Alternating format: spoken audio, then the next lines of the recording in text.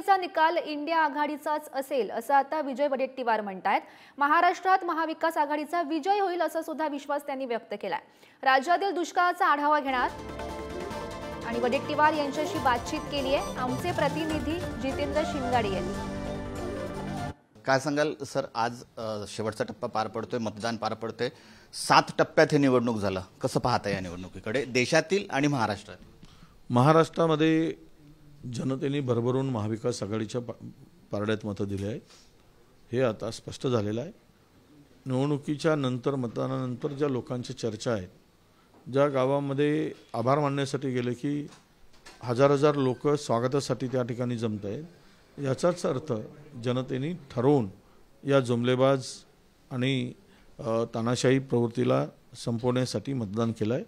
महाराष्ट्रामध्ये किमान 35 जागा आम्ही जिंकू, त्याच्यापेक्षा अधिक जिंकू हा आम्हाला विश्वास आहे। तुम्ही 35 जागांचा अंदाज ठरवत असताय, पण एक्झिट पोलवर काँग्रेसतर्फे कोणीही जाणार नाही अशी ही घोषणा करण्यात आली। हायकमांडचा आदेश आहे, त्यांनी काही विचार करून ठरवलं असेल तर। अजून तरी काही तसे आम्हाला आदेश आले नाही, पण आलेच तर आम्ही जाणार नाही, कारण तो हायकमांडचा आदेश असतो।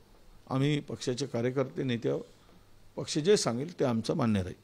4 जून नंतर म्हणजे निकालानंतर अनेक पक्षातील म्हणजे खास करून महाविकास आघाडीतील नेते इतर ठिकाणी येतील असा दावा सत्ताधारी करतायत। सत्ताधाऱ्यांची वाताहत होताना तुम्हाला दिसेल।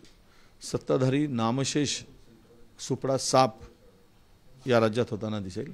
त्यामुळं जे हे म्हणताय ते पराजयानंतर आता नवीन शोधणं सुरू केलं आहे। उसान आणून हे दाखवण्याचा त्यांचा तो प्रयत्न आहे।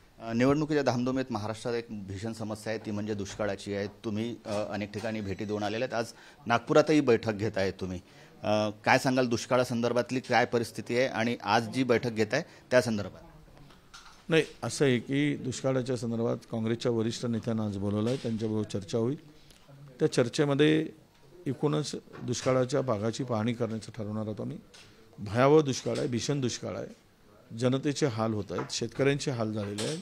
2013 मध्ये जे सोयाबीनचे दर होते ते आता मिळत आहेत, शेतकरी आता मेटकुटीस आला आहे, आत्महत्या शेतकऱ्यांच्या वाढल्या आहेत। अशा स्थितीमध्ये सरकारला जागेवर आणणं, जागवणं, यासाठी ही सगळी परिस्थिती पाहून अहवाल शासनाला देणार आहोत। शासनाच्या लक्षात या भीषण दुष्काळाची परिस्थिती आणून देणार आहोत। धन्यवाद। कॅमेरामॅन मंगेश हस्तकसह जितेंद्र शिंगाडे, पुढारी न्यूज, नागपूर।